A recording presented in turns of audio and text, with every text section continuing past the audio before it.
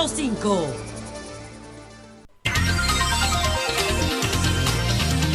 Son las 6:59 minutos, 6:59 minutos. Buenos días, dominicanos, dominicanas, ciudadanos, ciudadanas del mundo. Julio Martínez Pozo, los comentarios de los temas más importantes en el programa de mayor influencia de la radio y la televisión nacionales. En este viernes 20 de agosto del año 2021, buenos días a todo el equipo del Sol de la Mañana, la audiencia de Sol, la teleaudiencia de Telefuturo, Canal 23, y las personas que siguen nuestros contenidos a través de las redes sociales. Hay dos temas de los que nos ocuparemos en el día de hoy, y si hay oportunidad, pues trataremos otro tema. Vamos a hablar de la adquisición por parte del gobierno de las acciones de Refinería Dominicana de Petróleo que estaban en manos de Venezuela. Y vamos a hablar de el contradiscurso del PLD y también un poco de las reformas que tenemos pendientes y a la que hizo referencia el presidente Abinader. Entonces, señores, miren, arrancando con el tema de la compra de las acciones de la Refinería Dominicana de Petróleo que estaban en manos de Venezuela, yo creo que este es un paso importante, este es un paso positivo, es una iniciativa que había que adoptar, y qué bueno que se logró, incluso parece ser que faltaba cualquier detalle, porque el presidente Abinader, que en su exposición pudo presentar en términos concretos pocas cosas, habría tenido en este hecho un logro real que presentar. Y entonces no se presentó eso en la rendición, lo que quiere decir que eso estaba pendiente de algún detalle, pero sí, ese es un logro. Y las circunstancias no dejaban de otra, aunque ya veremos cuál es el impacto de eso, y hay que ver cuál es la historia de la Refinería Dominicana de Petróleo, y habrá que ver también cuáles son las intenciones que tiene el gobierno, porque eso es importante si hay unos planes, si hay unos proyectos concretos. La Refinería Dominicana de Petróleo, surge en la década de los años 70, en la administración del presidente Joaquín Balaguer. Entonces, aquí se distribuía el combustible, lo distribuían las propias compañías distribuidoras, traían su combustible, la Shell, la Exxon, la Texaco, Sinclair, traían su combustible y ellos distribuían su combustible. Y tenían un tanque de almacenamiento en Sanssouci, tenían tanques de almacenamiento para el combustible que ellas mismas traían. Ahí no participaba el Estado, no participaba el gobierno en esa operación. Pero en la medida en que el mercado se fue expandiendo, había necesidad de darle otro carácter a eso, y el presidente Balaguer creó la Refinería Dominicana de Petróleo. ¿Cuál fue la intención al crear la Refinería Dominicana de Petróleo? Que las empresas distribuidoras se unieran al gobierno, lo que estamos llamando ahora una alianza público-privada. Y entonces que como el combustible es un producto de carácter estratégico, no estuviera solamente en manos privadas, sino que el gobierno tuviera una presencia importante, digamos, de un 50%, y que estas empresas que operaban en el país, que traían su combustible, pues participaran también y aportaran incluso un nivel de inversión para refinamiento de combustible. Entonces se instaló la Refinería Dominicana de Petróleo. De las empresas que estaban asentadas en la República Dominicana, solo una acudió al llamado del gobierno y se asoció para la creación de la Refinería Dominicana de Petróleo, que fue la Shell.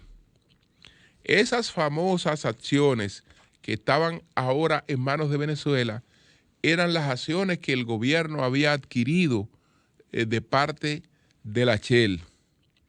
Y entonces después esas acciones fueron traspasadas a Venezuela por un tema también que tenía que ver con la geopolítica. Nosotros, en principio, traíamos combustible de las islas holandesas, de Estados Unidos, y ahí la Shell tenía un papel importante. Pero cuando pasamos a depender más del petróleo venezolano por los acuerdos que teníamos con Venezuela, porque antes de Petrocaribe había acuerdo petrolero con Venezuela. Estaba el acuerdo, por ejemplo, de San José, que incluía a México y a Venezuela. Entonces después vino el acuerdo de Petrocaribe, que era un acuerdo aún más beneficioso para el país.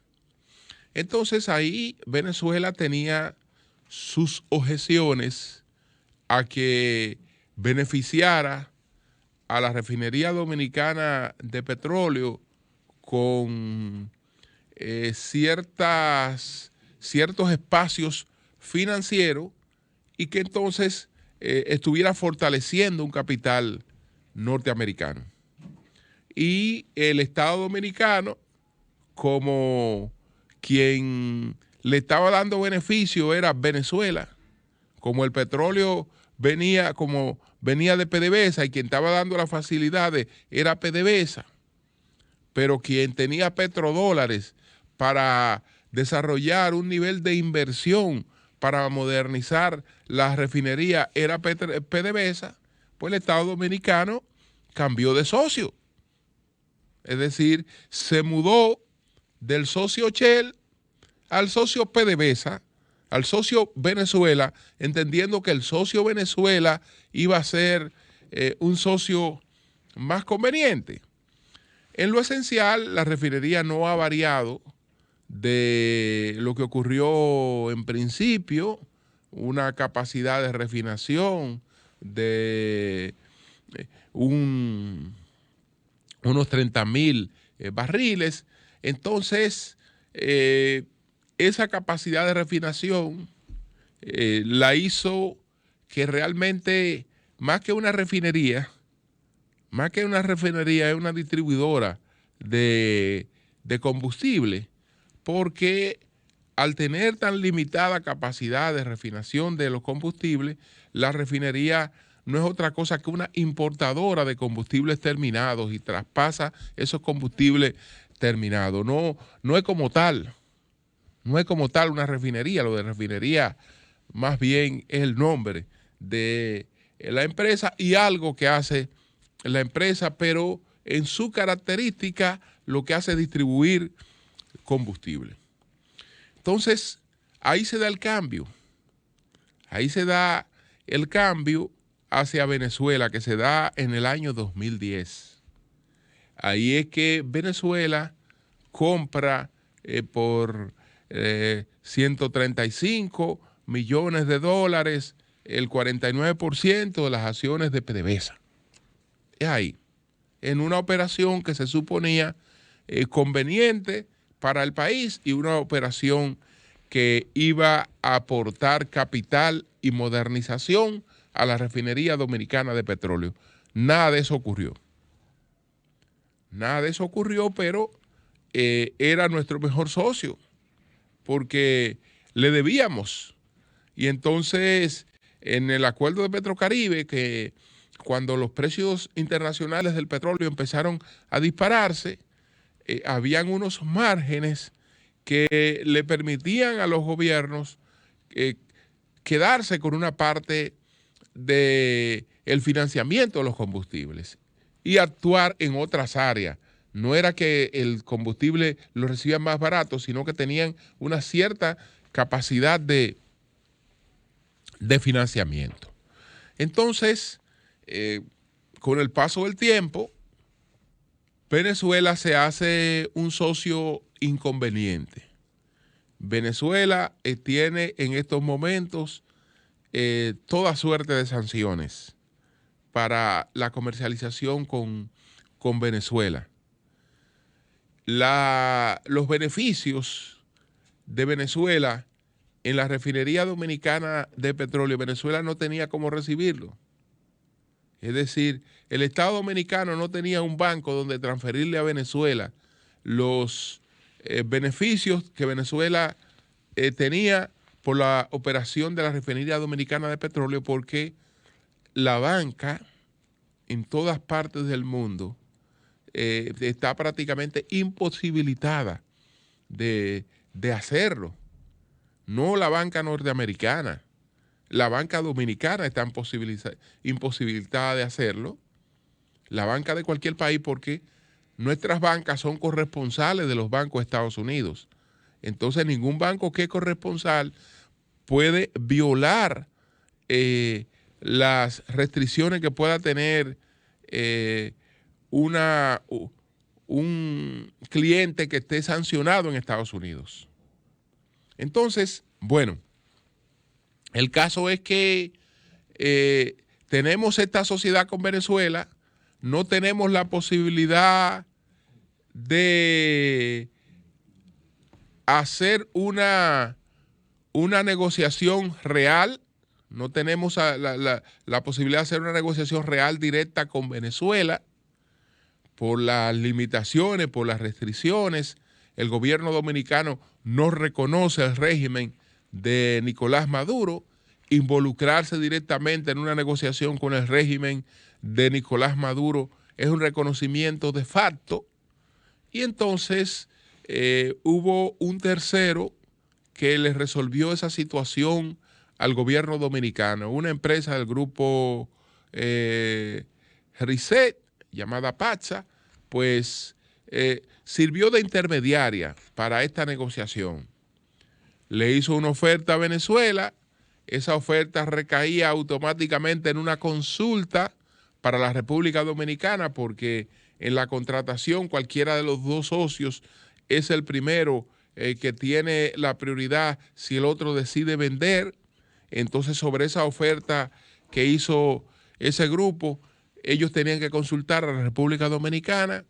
La República Dominicana entonces estuvo de acuerdo con la transacción entre Venezuela y esa razón social y esa empresa, con la que el Estado dominicano ya tenía el acuerdo de que le haría el traspaso de las acciones al mismo valor, al mismo precio de compra.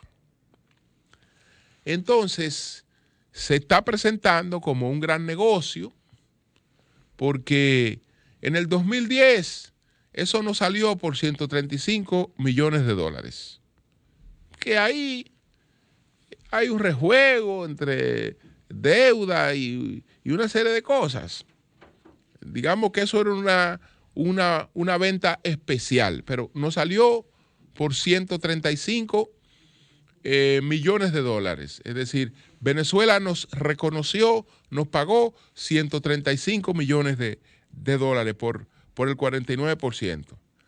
Ahora la estamos comprando en, no llegamos a 89 millones de dólares.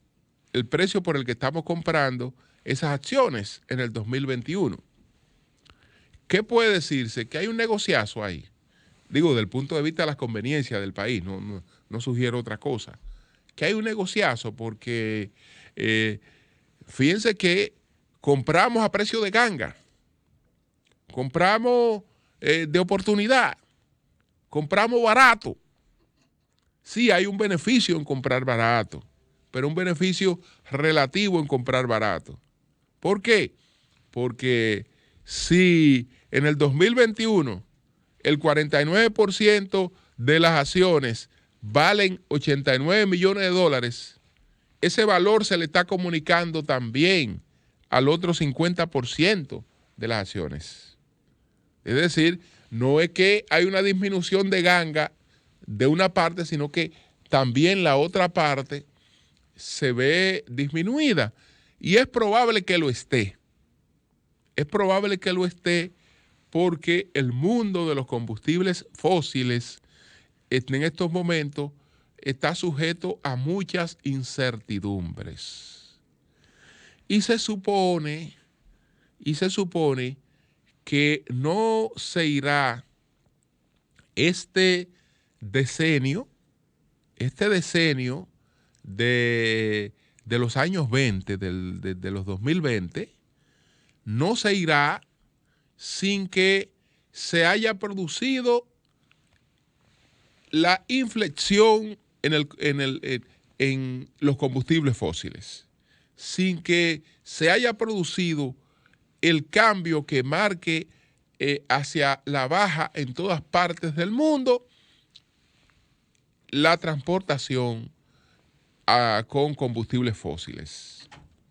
Entonces, eso también comunica incertidumbre. Ahora bien, el Estado Dominicano entonces tendrá que tratar de encontrar otro socio, porque en manos del Estado Dominicano ese 100% de esas acciones no crea ningún beneficio. Eso no crea ningún beneficio. Se supone que debemos buscar un socio, que es decir, que el Estado siga con una participación, pero buscar un socio y que ese socio entonces haga unos planes de inversión, pero que esa inversión que sea una inversión conectada con las expectativas de la tercera revolución industrial. Porque ya no puede ser una inversión basada en el refinamiento de combustibles fósiles. Porque cualquier inversión en refinamiento de combustibles fósiles tiene las patas cortas. Está condenada a convertirse en un activo caduco, en un activo ya desutilizado. Entonces, ahí están los bemoles de ese asunto, pero es correcta la medida, es un logro que hay que reconocer, y vamos a ver los planes que tenemos en lo inmediato con relación a este asunto de la adquisición de refinería. Pero eso no tiene que ver nada con el consumidor. Eso no tiene que ver nada con consumidor, ni con precio de los combustibles, porque eso es otra cosa. Eso es otra cosa. Bueno, hablemos un poco de el contradiscurso del PLD y lo que eso plantea en lo adelante.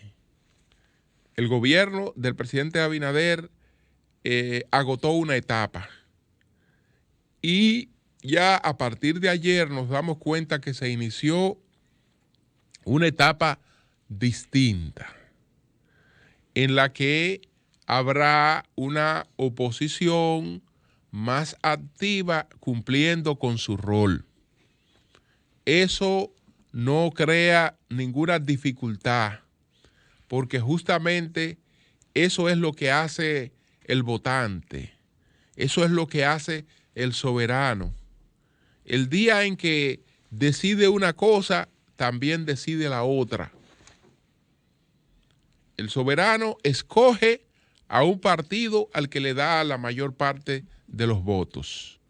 Al darle la mayoría a ese partido, la mayoría que requiere para ganar unas elecciones, le está diciendo: usted es el partido de gobierno, usted es el que tiene derecho a gobernar y usted es el que va a gobernar.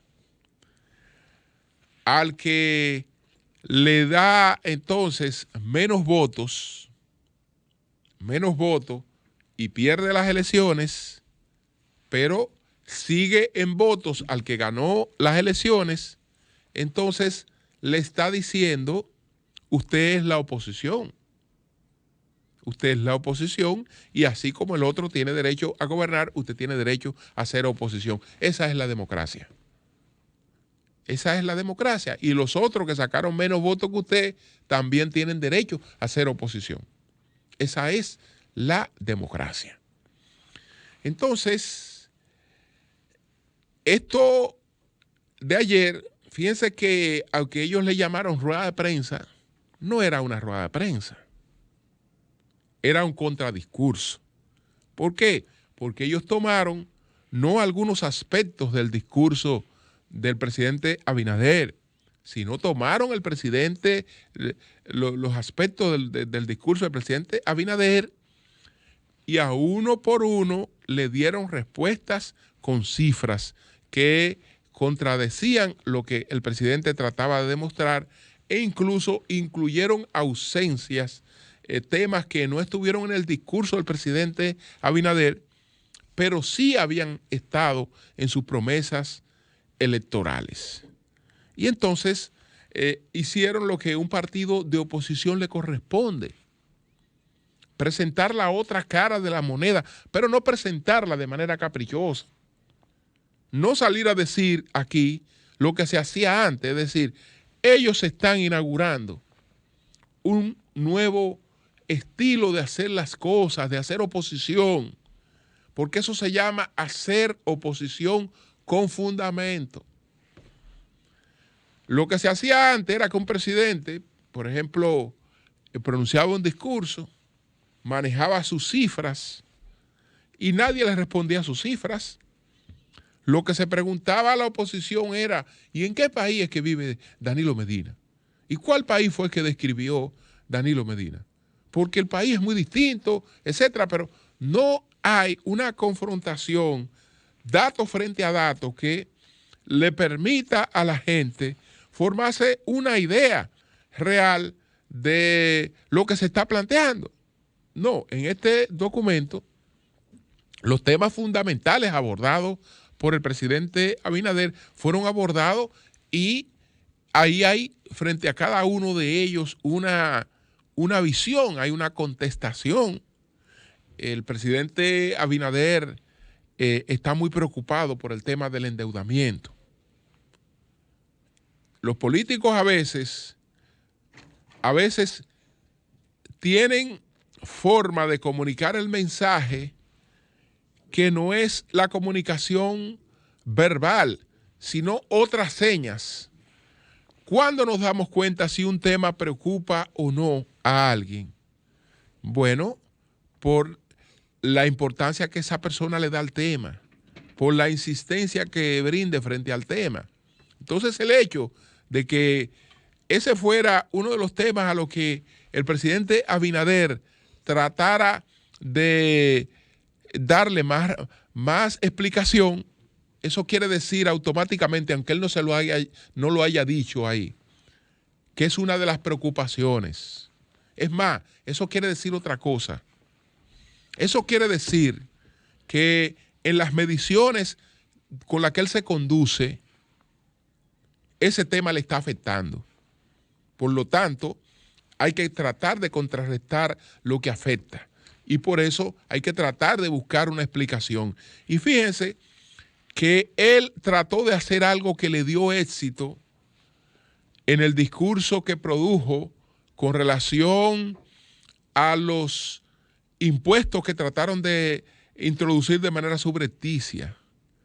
¿Qué hizo el presidente Abinader? Retiró los impuestos, pero el presidente Abinader pronunció un discurso para transferir la culpa de cualquier situación que estuviera ocurriendo en el país al PLD. Y ahí arremetió contra el PLD. Esta vez quiso hacer lo propio, pero un poquito más de manera más abarcadora. Esta vez quiso decir que él ha tomado prestado para atender una prioridad que es la salud. Que los otros tomaron prestado para francachela, pero que él tomó para salud. Y que los otros supuestamente, en una cosa que aquí se ha insistido en el gobierno, que tomaban prestado cuando no se necesitaba préstamo. Eso es un absurdo en términos económicos. Eso es un absurdo en términos económicos.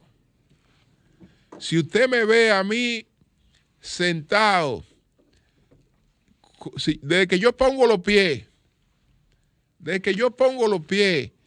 en la oficina de la encargada de mi cuenta para buscar un préstamo, eso quiere decir que mi economía está creciendo. Es decir, todo el préstamo y el financiamiento es una parte del crecimiento de la economía. Y se sustenta sobre el crecimiento de la economía. Eso de ese argumentico de que, miren, tomaban prestado cuando el país crecía, no, es cuando se crece que se puede tomar prestado. Si usted lo está llevando el diablo, el banco no le presta. Si usted está creciendo y usted tiene unas proyecciones de crecimiento y usted le está yendo mejor, ya usted entonces entra en calificación de crédito y ahí es que usted tiene crédito. Si eso no es verdad, de que una cosa cuando hay crecimiento, ahí no se debe coger prestado, porque no. El crecimiento se financia. Lo que hay que preguntarse es siempre, ¿para qué se toma prestado? Al presidente le han demostrado con cifras que él ha hecho los peores préstamos. Él ha hecho los peores préstamos. ¿Por qué? Porque no es verdad que todo lo que él ha cogido prestado lo cogió para la salud. Cuando le demuestran que, bueno, si nos referimos a la parte consolidada del gobierno central, no nos vamos a referir a la parte que incluye el Banco Central, etcétera, que ahí es que se habla de un endeudamiento de 13,000 millones de dólares. No, el del gobierno central, el que corresponde a él. 8,000 millones y tanto de dólares prestados. Entonces, cuando se va a la inversión en la salud, 1,700 como mucho. Como mucho. Lo otro, guardado en el Banco Central para decir que nosotros tenemos una de las más altas reservas internacionales, pero unas reservas internacionales pagando intereses, porque corresponden a préstamos. Mientras el nivel de inversión en todas las instituciones está por el suelo. Está por el suelo. La inversión, no el gasto corriente, porque cuando usted toma cada una de las instituciones, se va a encontrar con un denominador común. Sí, menos empleados, hay menos empleados, pero hay más pago, más gasto en nómina. Se paga más. Ahí está el caso de las sedes. Con 270 y tantos empleados menos, pagan 3 millones de dólares más. El caso de deporte que mencionábamos ayer, con una cantidad de empleados menos, hay una nómina que es más costosa que cuando esos empleados menos no estaban.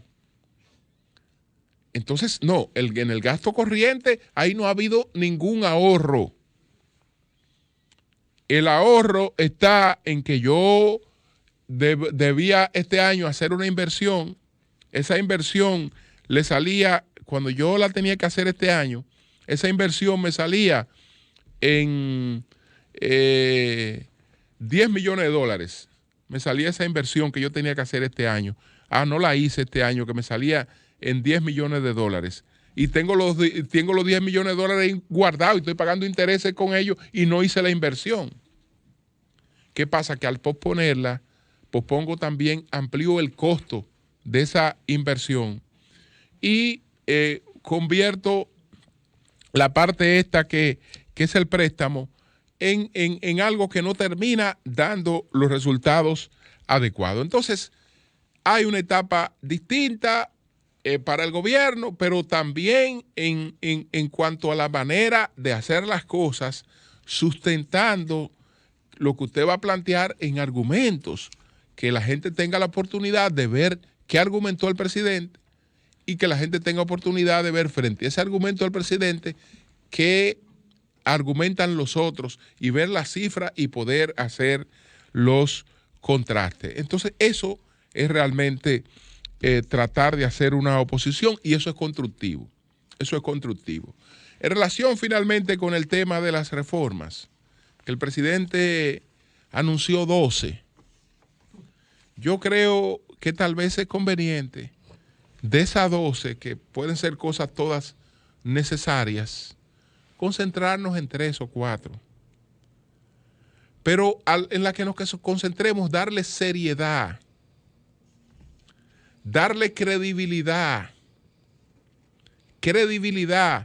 porque la gente no va a creer en las cosas porque le digan que se van a hacer o porque hay la intención de hacerlas, sino es ver que lo que se está trabajando con seriedad. Con seriedad. Queremos hacer una reforma policial, por ejemplo, si alguna vez la vamos a hacer. Bueno, una reforma policial parte de un aspecto, como prácticamente toda la reforma. ¿Hasta dónde estamos dispuestos a llegar? Es decir, ¿qué estamos dispuestos a invertir en la policía que queremos? ¿Qué vamos a invertir en la policía que queremos? ¿Cuáles son las condiciones que tiene la sociedad?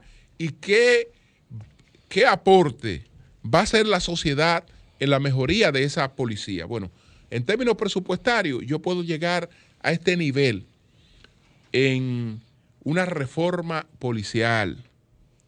Entonces, vamos a hacer una reforma policial que responda a la realidad. Sentarnos a escribir maravillas en proyectos y a definir una serie de cosas que después no están relacionadas con la realidad, es perder el tiempo. Es perder el tiempo. Y sobre todo cuando lo que se da es una gran muestra de improvisación, porque se presenta el conflicto con los pastores evangélicos en Villa Altagracia. Todo esto crea una gran algarabía mediática. Inmediatamente se improvisa una comisión de reforma policial que tiene una característica. Sus integrantes no saben un carajo de policía. Entonces, ok, eso resuelve el problema mediático inmediato de que hay una reforma y que se está haciendo una reforma para que el que se deja coger de tonto entiende que se está haciendo una reforma. ¿Qué reforma del diablo? Lo que estamos perdiendo tiempo. Entonces, queremos una reforma policial, vamos a concentrarnos en eso. Vamos a concentrarnos en 2 o 3 temas, pero démosle seriedad a esos temas. Seriedad, es decir, que se vea que realmente estamos trabajando en eso. No que estamos saliendo del paso, improvisando y tratando de resolver problemas solamente buscando la connotación mediática que en un momento determinado se pueda tener con una iniciativa. Entonces, concentrémonos, prioricemos de esas 12 propuestas de reforma, cuáles son las más urgentes y qué recursos podemos disponer para trabajar esos temas, y en base a eso hagamos propuestas de transformaciones realmente que se adapten, que se correspondan con esas realidades. Cambio y fuera.